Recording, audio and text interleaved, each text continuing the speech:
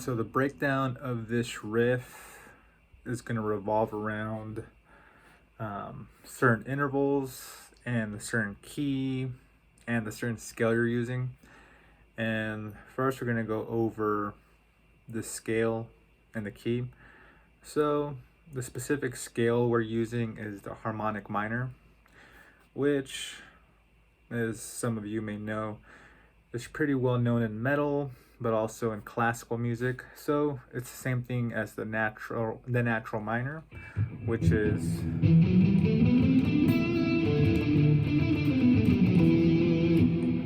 but it's with the raised 7th degree, and by degree that just means note. So there's technically 8 notes within the scale.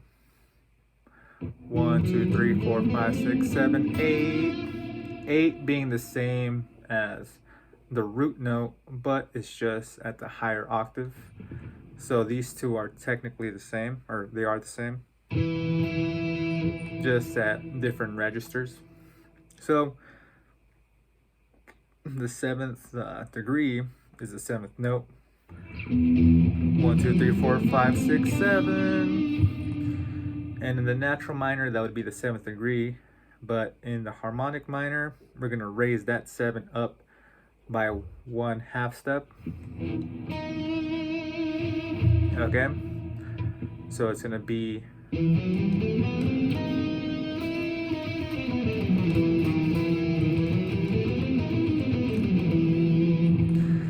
so that made it a little bit more grim than the natural minor. Natural minor is more consonant, and the harmonic minor has a little bit more dissonance, a little bit more fucking spice to it. So we're going to be using that, okay? And we're going to be in the key of E minor, which gives us a lot of space and room to work with open strings as well. But for the sake of this riff, I want to talk primarily on the relationship between certain intervals. And what an interval is basically the space between a note. For example, a minor second is just 1/2 step away, which is, and that sounded pretty sinister, right? I mean, a lot of music theory teachers like to refer to the theme of Jaws.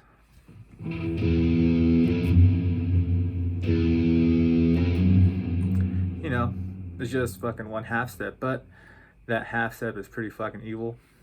So we'll take that into consideration. We're going to be using the minor second. We're going to be using the tritone, which is also known as the devil's note.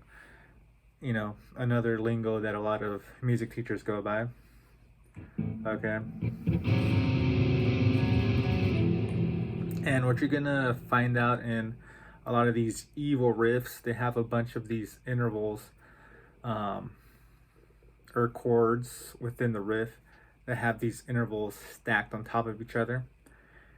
And there's also perfect intervals. For example, there's like the power chord, which by the term perfect means they're neither major, minor, or diminished. It's just, you know, they sound, you know, perfect, you know. It's pretty neutral, but at the same time it's pretty strong. That's why they call it a power chord. Okay.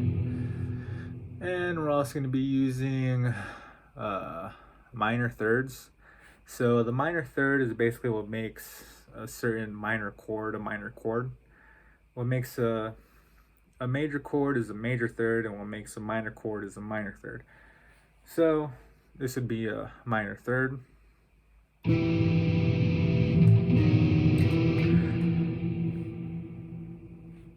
When you look at it on the guitar, it's relatively known as the inverted power chord. Right now I'm just going through a brief overview of each interval we're going to be using, and then I'm going to be going over the riff with you guys. And then the next chord we're going to be using as well is an augmented. And ironically, the augmented is 2 major thirds stacked on top of each other. And a major third looks like this. For example, 3rd fret on the low E and 2nd fret on the A string. But we're gonna add that same shape but down one more string, so my index finger is gonna come down to the 1st fret of the D. So we're gonna have those 3. Okay, so we're gonna have 3rd fret on the low E, 2nd fret on the A string, and 1st fret on the D string.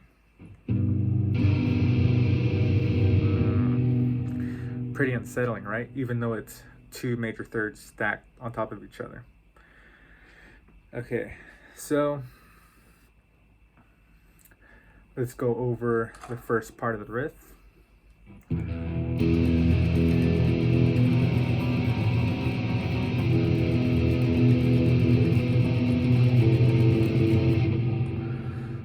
So what I start first is basically my tonic, which is the key that we're going to be in, which is E minor. So I start on the E power chord. Okay, I have the open E, the 2nd fret of the A string, which is known as the B note, which is the 5th interval, and then the octave, which is 2nd fret on the D string. So that's the first chord. Okay, so that's the power chord. Okay, that's what gives it that strong, energetic intro. And then we're gonna move into a set of notes that's a mixture between a tritone and a minor second. So both of those are very unsettling, very nasty sounding fucking intervals. So we're gonna go from this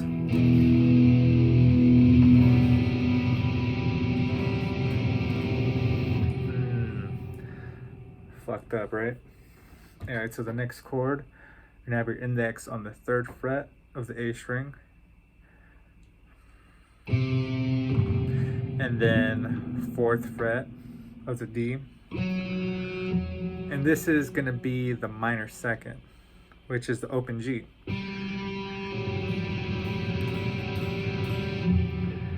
So the tritone is from the 3rd fret of the A string to the 4th fret of the D string. Okay, that's his tritone. And then the minor second is going to be from the 4th fret of the D to the open G.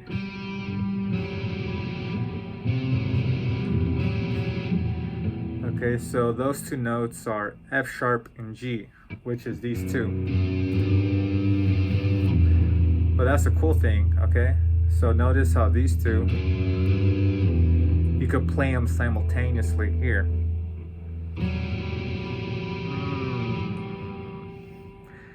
That even fucking made my teeth hurt. Alright, so back to back, we have a power chord and then some other fucked up shit right after, right?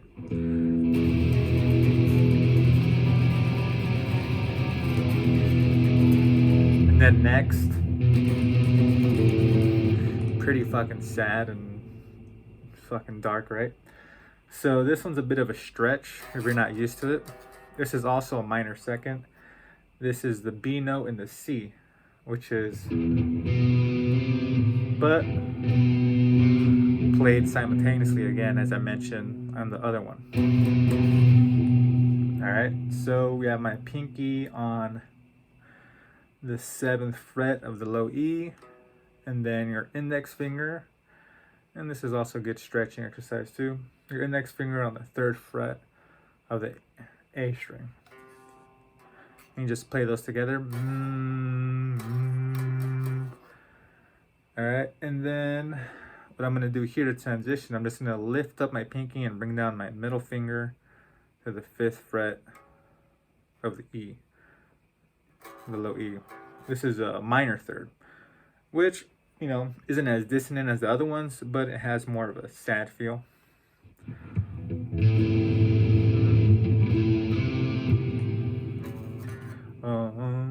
You know, it gives it that, you know, that forlorn, that dark progression to it. So now let's go back to back from those past 3 little sequences.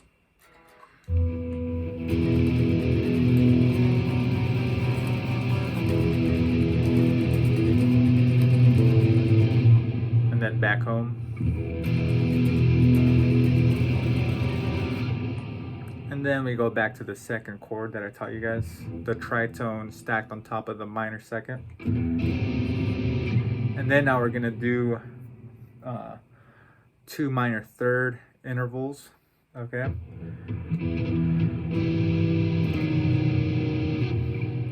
And what I mean by that is that we're gonna have a 2-note chord sequence, which is gonna be with your ring finger on the 7th fret of the A string, index finger on the 5th fret of the D,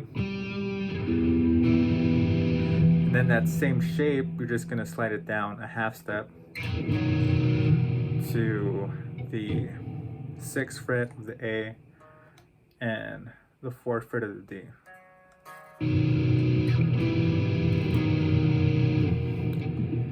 And the reason why I chose to just go down half a step is how I mentioned before, that interval of that half step is the minor second, so it creates that nasty evil tension. Again, if you go back and refer to, as a lot of other music teachers have referred to in the past, of the Jaws interval. But this time, instead of going up, I'm just, descending. Okay? So let's play up to that part.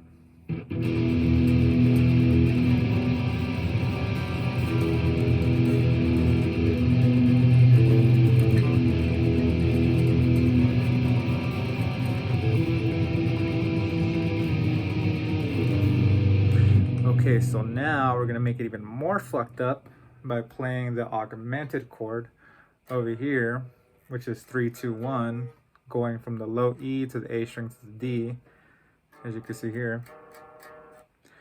And what makes this chord relevant to the scale is that it has, not only does it have the G note and the B note, but it also has the raised 7th, okay? Which is the note right before the tonic. And what I mean by that is,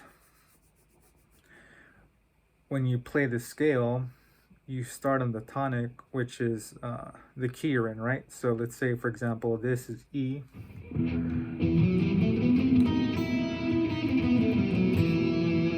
So we're starting on E, and the raised 7th is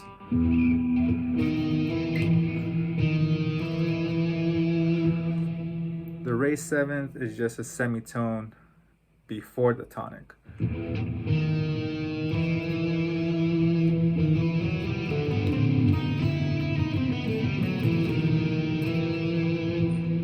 And this note right here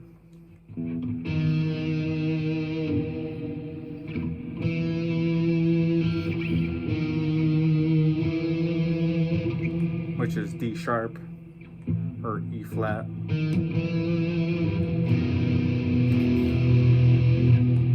Gives it that resolution.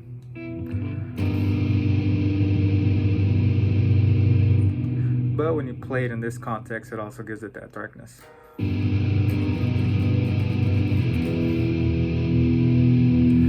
And within the riff, we just, let this ring out for a full measure. And then we have the tremolo picks part here, which is an arpeggio of the E minor chord. So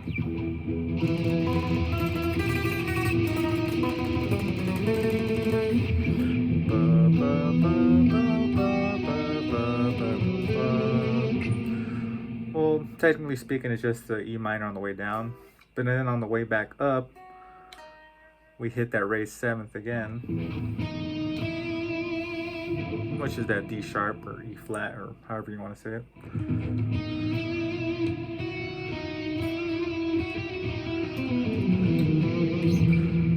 So the next tremolo pick part, I'm just gonna show you guys the notes. So we have the 7th fret on the A, 9th fret on the D, 9th fret on the G, 8th fret on the B, 7th fret on the B, and come back up on the 8th fret of the G, which is your raised 7th.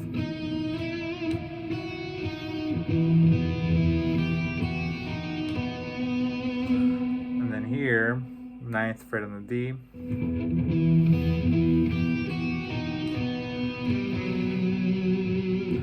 And then here I'm using the jaws interval, the minor second. 10, 9, 12 on the A string. And I go from these minor second intervals right here. And I go to the 12th fret, which is technically a minor third from the 9th fret on the A string. Giving it that melodic sequence. Then I go back to 10 9 again. Then I go up to a higher register. And then I'm finishing off on B, which is the 5th, which is also the perfect 5th interval of the E. So with that said, hope all that information made sense somewhat. Yeah, I mean, I'm only going to be getting better at explaining all this shit theoretically wise. But with that said, I hope you guys enjoy, and enjoy the rest of your weekend. Cheers.